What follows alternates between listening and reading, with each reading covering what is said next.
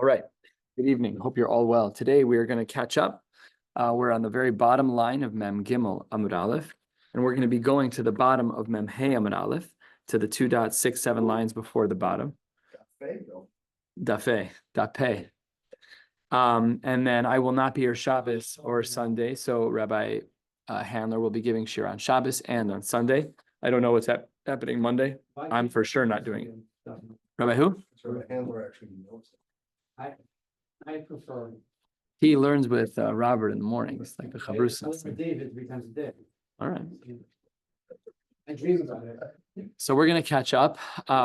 Just like many of the blot that we learn that need to be learned with Rishonim, this is one of those blot that's difficult to understand on its face. There's a lot of nuance. There's an intersection of 5 or 6 sugyas that each require time. So this would actually be an awesome sugya to learn, be'iyun, over a span of many weeks, because again, it intersects with a lot of fundamental halachos. We're not going to do that. We're going to learn Daf Yomi as we normally do with as much depth as I'm able to share, which is not so much. So let's get started. Mem Gimel Amud Aleph on the bottom line. We learned the din of Shmuel yesterday from Mem Beis that said, "V'nasin shomrei sachar zel hazeh," that if you have shutvin, if you have partners, that they are able to function as shomrei sachar for one another. So says the Gemara, I don't even understand how that's possible. Mem Gimel Amud Beis Amai. Why would that work? Shmira bebailimhi. You're watching over someone who has a bailus over the same item. That's not shomer sachar. You own the thing. What does that even mean? So it's a little bit deeper here, which we're not going to do, but the ayin and the Rashbam.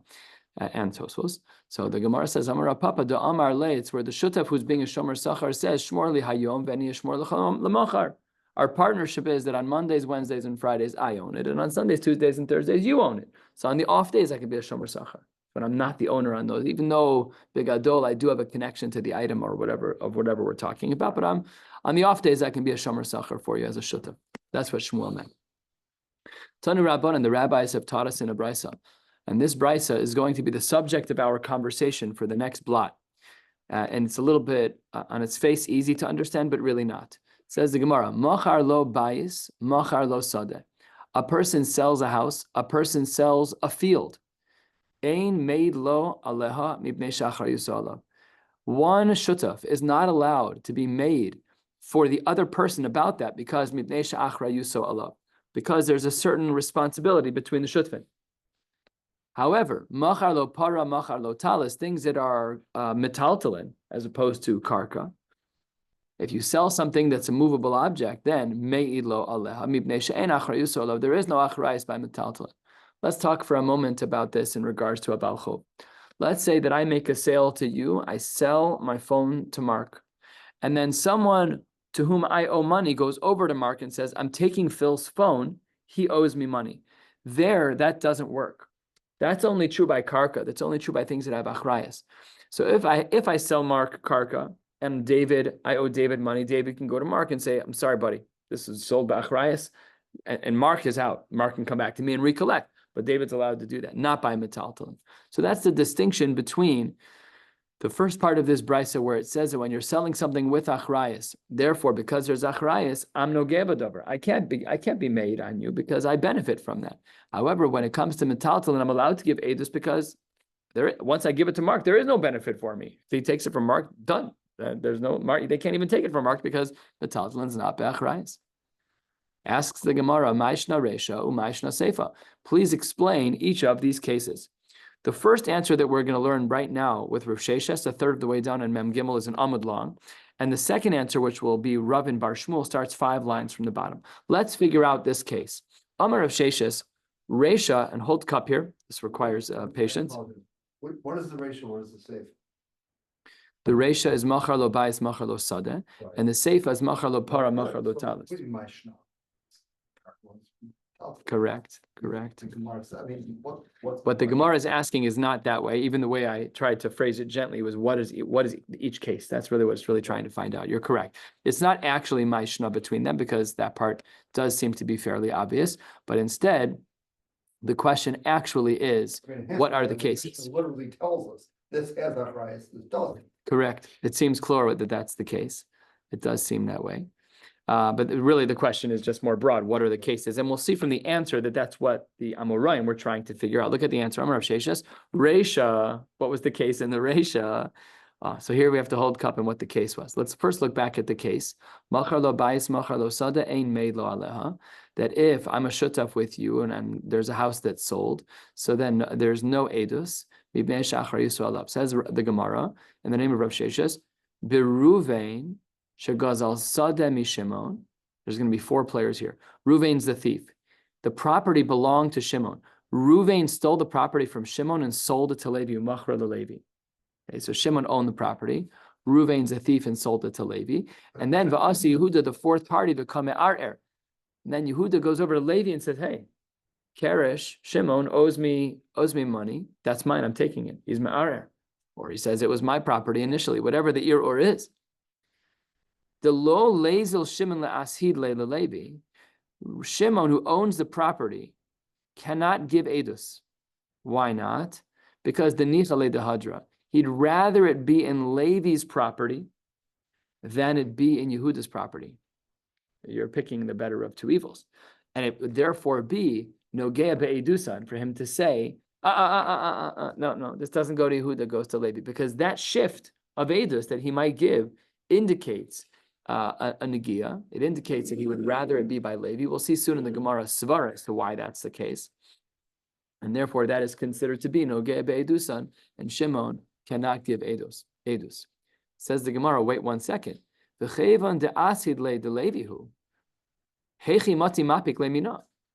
svara was that we're saying Shimon is nogea b'davar because he'd rather it be in Levi's property because then he can get it back. If that's true, then the edus then basically guarantees that the property belongs to Levi. That's what he said. He said, don't give it to this new guy, Yehuda. It belongs to Levi. If it belongs to Levi, then Shimon is not compromising himself at all with Nogea Be'edusan, because at the end of the day, still belongs to Levi. Says the Gemara, no. What was the edus that Shimon would have given that was problematic? To Amar, Yodana, Dehai Ara, Delav Yehuda. He didn't say it belongs to Levi. The edus he gave is that it doesn't belong to the new guy, to the Me'arer, to Yehuda. That's Nogea Be'edusan, because what he's doing is ensuring that the property stays with Levi, and that is Nogea Be'edusan. Says the Gemara, still, Shimon should be allowed to say this. Uve'ahuz chusa de kamapik lami Levi. The same schus that at the end of the day would have gotten the field out of Levi's hand back into Shimon's property, lif gami Yehuda. Who cares who owns the property? It doesn't matter, not who owns it. Who cares who's holding the property, Levi or Yehuda? Shimon's going to have the same svara to extract it from them to get it back to himself. At the end of the day, Ruvain stole it from him. Who cares if he's taking it back from Levi or from Yehuda? What's it? That's not Nogea b'davar. It's just giving it. It must be true because the conclusion is going to be the same. No negias. So says the Gemara. We saw this svara earlier. Where did we see this? We saw this on Daf Lamed, and we saw this in Ksubis as well. I don't remember seeing this in Ksubis, but I do remember it earlier in this Masechta. What did we say? The Amar, the reason why it's still considered Nogea Be'edusan, and we're 4 lines from the bottom of Mem Gimel Amud Beis, is that Hasheni Noach li Harishon Kasha Heimenu. The reason why Shimon's testimony is not allowed here and it's considered to be Nogea Be'edusan is because it's easier to work with Levi than it is to work with a new guy. It's the enemy you know versus the enemy you don't know. So because of that, that's considered to be Nogea Be'edusan. Another possibility toward the bottom of Mem Gimel Amud Beis could go in the Islay Sadeh Lemar, that this guy Yehuda who's being Ma'arer actually has his own Edim. And because he has his own Edim, that's going to be a problem. So therefore, Shimon has Edim, V'Islay Sadeh Lemar. Yehuda has Edim and Shimon has Edim. And Amar Rabbanan Ara Hechad Dekaima Tekum. And there we are concerned about the fact that because Yehuda Taka does have Edim, so then Shimon's for sure going to want the property to be in Levi's hands, and that's considered Nogea Be'edusan. So that's all phase 1 of our answer. And the case that we're saying is the Reisha of the Brisa that we started with on the top of this page was a case of Shimon who owned a property. Ruvain stole Shimon's property and sold it to Levi. That's our case. Says the Gemara Velukma Begazlan. I understand why you needed to say that the property was stolen to create a scenario where Shimon needed to get the property back.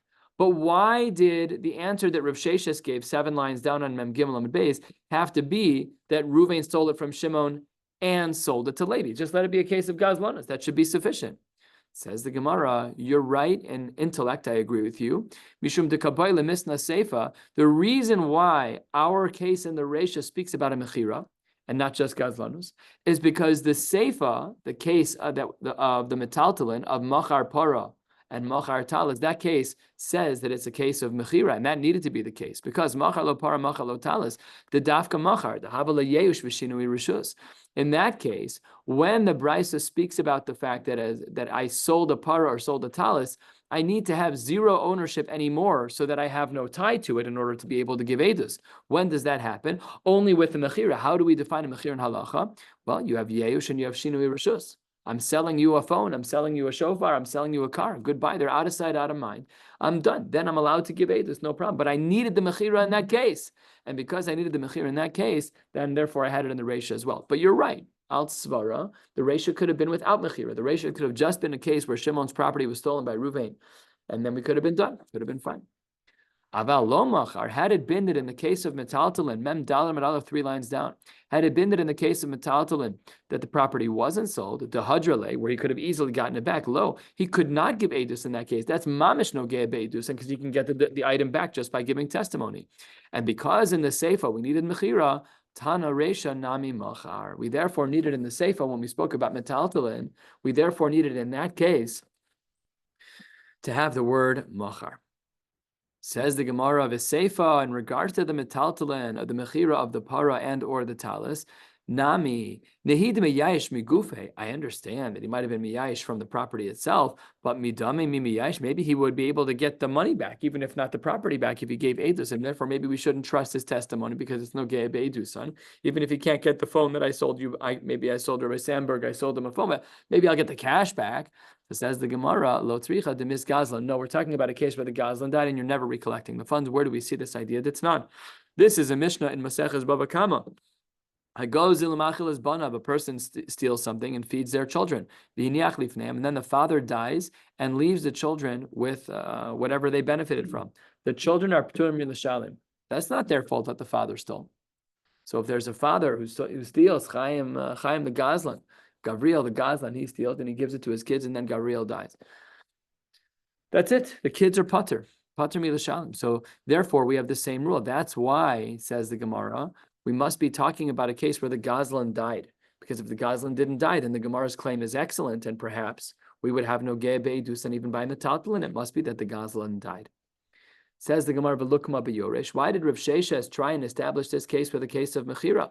Maybe we could establish it with a case of Yerusha, where a father bequeaths a property to his son. So the Gemara says you can't. Maybe you can do that, but only according to some. I could understand you arguing that Rav Sheshes should have done this. The man damar rishus yoresh lav kilokech. I mean, that's only true if a yoresh is not like a lokech. Elo leman damar rishus yoresh kilokech. I mean, ma'ikal meimar. If in fact the yoresh is treated as though he is a lokeach, why can't Rav Sheshes set up the case this way? That would have been a perfectly reasonable case. That was the case of mechira. He anyway set up the case with the mechira, where Ruvain stole from Shimon and sold it to Levi. So if that's the case, just make it a case of Yerusha, and it's more simple. That's question number 1 against Rav Sheshes, and we'll soon see we're going to reject Rav Sheshes. But Od Kasha Abaye. Abaye has another problem with this brisa that's 3 lines down on Mem Gimel Amud Beis. What's his problem? He said it's not mibnei she'achrayuso alav ve'ein achrayuso alav. The distinction between the Reish and the Seifa is whether or not there was achrayus. That's really not what's happening, because rather it's mibnei she'chozeres lo ve'ein chozeres lo. If you look carefully at this sugya, it's not a question of achrayus alone. It's a question of whether or not the person can get the item back. And therefore, the language of the brisa is wrong if Rav Sheshes is right. And therefore, the Gemara rejects Rav Sheshes and provides a second and totally different answer as to how we are mechalik between the Reish and the Seifa, namely what the cases are of the Reish and the Seifa and the brisa. We had the case of selling, of being mocher, sadeh, or bias, and that was talking about things that are karka-oriented, as opposed to the metaltalin of para and talis. So how do we distinguish? Alakid Ravin Bar Shmuel. Ravin Bar Shmuel, he would have to explain the Reish and Seifa as follows. Tama Ravin Bar Shmuel, Mishmei de Shmuel, Hamocher Sadeh Lechavero Shelo Be'achrayis. If a person sells a field to his friend, and he does so without achrayis, namely that if another Baal Chov of mine goes to you and takes that field that I'm not paying you back, so then ein made lo alav mipnei shema mida b'fnei Baal Chov. That, as we learned yesterday, is prohibited. That doesn't work. You can't keep edus in that case because you're omid b'fnei Baal Chovo. The dafka b'ayis osada, that's only true in the ratio where we're talking about a house or a field. Aval para vitalis, that's not the case. By a para and by a talis, a balchov anyways can't collect those items. If I have a balchov and I sold you my iPhone, anyways a balchov can't go to you to take the iPhone back. It says the Gemara, I don't need you to tell me that that's the case. Bistama, top of mem dalad medbeis delay. We know that bistam, if I sell an item to you, a metaltalin item, that my balchov can't take that item to offset a debt that he has with me, my timer, because metaltalin balchov lo mishtabde. Whenever I sell a movable object, I sell metaltalin. Lamaisa, my balchov can't go to you and take the object that you bought from me. And v'afal gav the kasav le miglima de al kasve. Even if I write, I'm giving you this item, and even from the coat off my back, I'm going to pay you back. Hanimili, that's only true under the condition de isnahu be'inahu. If I sell you my iPhone and I say, look, David, I'm selling you my iPhone, and I'm actually selling it with a degree of achrayis. If my balcho comes to you, you can take the coat off my back, no problem. Okay, but that only applies if I have a coat to give you. But if I have nothing to give you, so then David can't collect anything. Even if we say I'm setting aside another item to offset that iPhone. I sell David an iPhone, Mark's a balchov that goes over to David and said, Phil owes me money. So David's like, sure, no problem. Phil has a backup for me. He has another cow that's going to offset this iPhone. Go ahead, Mark, take the phone. Even if it's an aputiki, it doesn't work. My time, well, why not?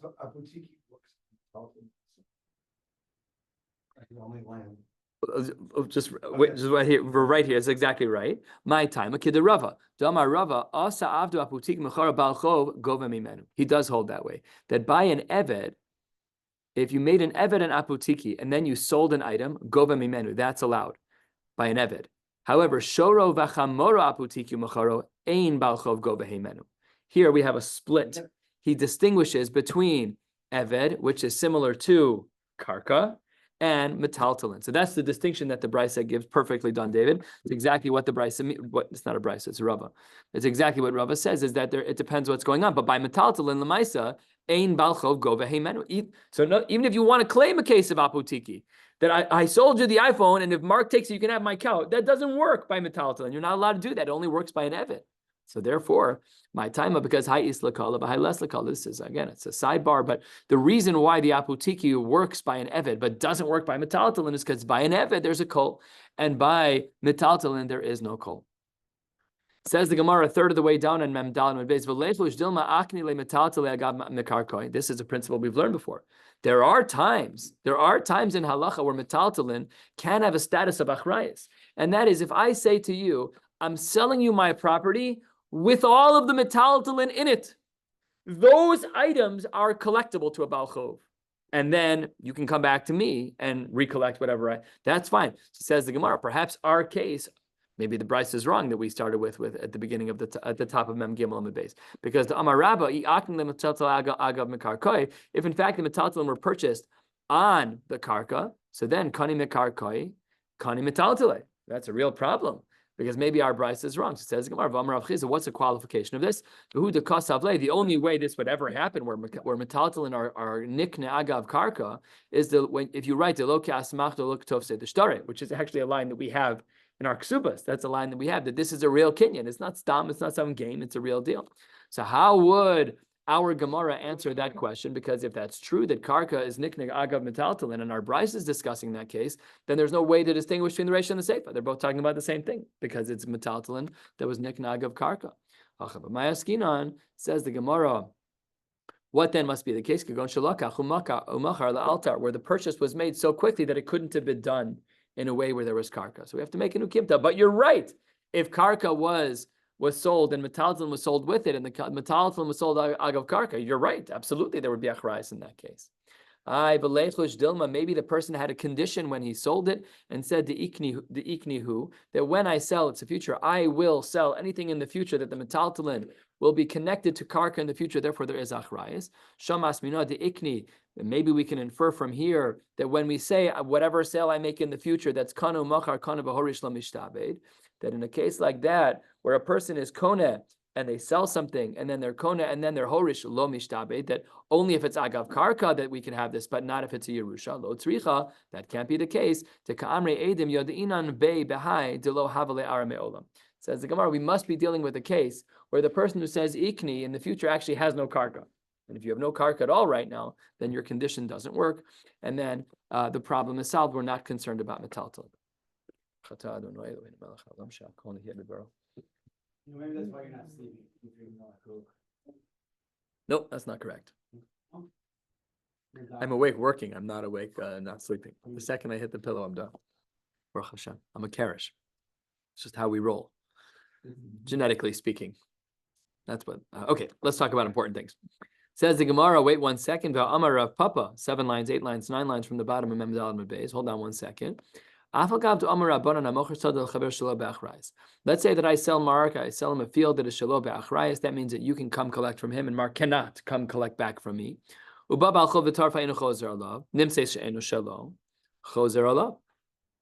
It seems, says the Gemara, that there might be a chazara back to me, and this would be the same exact halacha by metaltalin. Just like a case shelo be'achrayis, if there's a baal chuv that there's eno chozer, that means it's mamish, not his. The same exact thing should be true by metaltalin. So says the Gemara, he recognizes the chamor. It's not stam, it makes a very, very narrow ukimta in the Gemara, that he recognizes that it is the chamor of another person. So therefore, this can't be a case of shelo be'achrayis. Says the Gemara, Rav Zvid Amar afilu nimtze she'eno shelo. Rav Zvid said, even if you find out that that animal wasn't his to sell in the first place, or what you shouldn't have bought it in the first place because the guy who sold it wasn't his, still eno chozer alav. To Amar le lahachizvini lach shelo b'achrayis. That's the benefit of selling things shelo b'achrayis. It protects me. Maybe it's not nice, but it protects me as the seller. Is that if I'm selling you something shelo b'achrayis, it's no take backsies. We're done. We're done. Now if my baalei chov come to you, it's not my problem. And now, let us analyze this din in more depth. The Gemara says 4 lines from the bottom, another amud to go. Gufa. Amar Ravin bar Shmuel mishmei de Shmuel. Hamocher sada lechaver shelo be'achrayis. If I sell you a field shelo be'achrayis, namely if one of my baalei chov come to you and collects the field, you are down for the count, you lose money.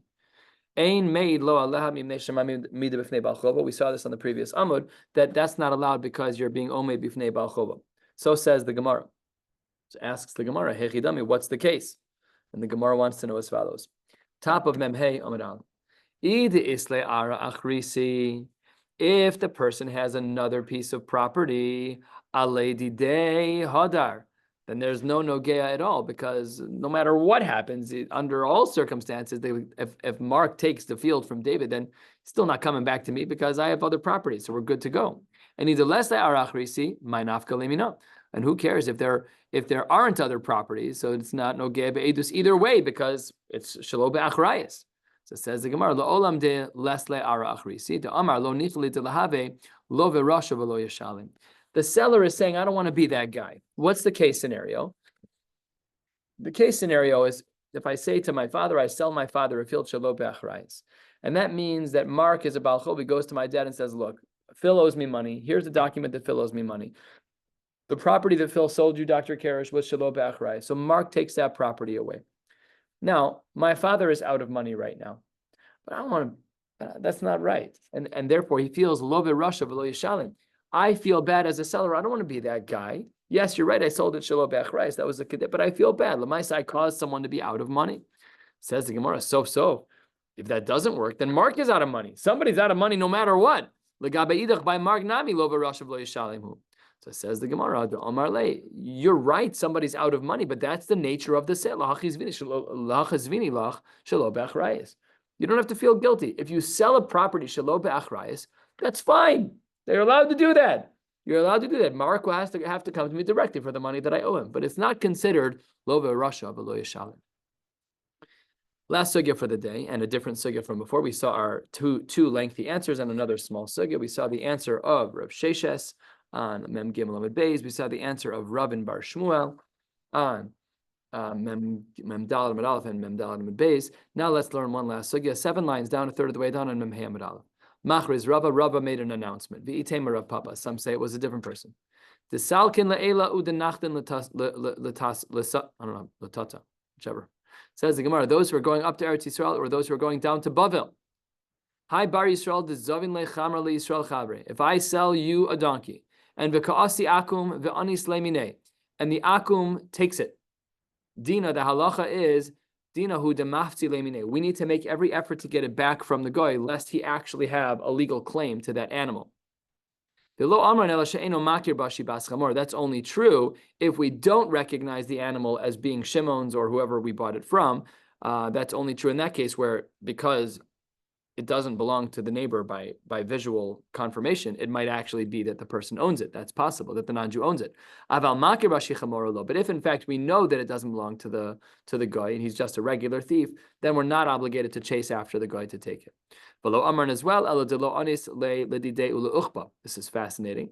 When the guy steals both, then we don't have to chase after him because he's a thief. However, aval anisle lidide ula uchpalo. Sorry, let me say the other way. Eladilo anisle lidide ula uchpa, where he didn't take both. Aval anisle lidide ula uchpalo. If the ganav is an honest gazlan, he only takes the animal, but not the saddle, the uchpa. What does that mean? It means he only owns the animal. He's yashar. That means he has a claim to it. Then we have to chase after him. However, if he steals both of them, then we should assume he's a regular thief. Without all of these conditions, you still don't have to chase after a ganav. We don't have to assume that the ganav has an actual claim to this animal. My taima, difficult piece of Gemara to say out loud. We know that the average Ovid Kochavim is an anas, that he's going to be someone who will be involved in theft. Shene'emar, and with this we'll close a pasuk in Tehillim. Says the Gemara, quoting the pasuk in Tehillim, that Asher PM Diber Shav Viminam Yamin Shaker. That al tzagoy, we would say, about, specifically in Avodas Kochavim, that they are PMD Bershav, they speak falsehoods, Viminam Yamin Shaker, and they take things that they should not take. Their right hands are filled with lies. And therefore, when a guy takes something, we do not have to chase after them under the concern that they might actually own it. We just assume that they are pure thieves. We'll stop right here. On Shabbos, about an hour before Mincha, Rabbi Handler will start right here at the 2 dots, wishing you all a beautiful night.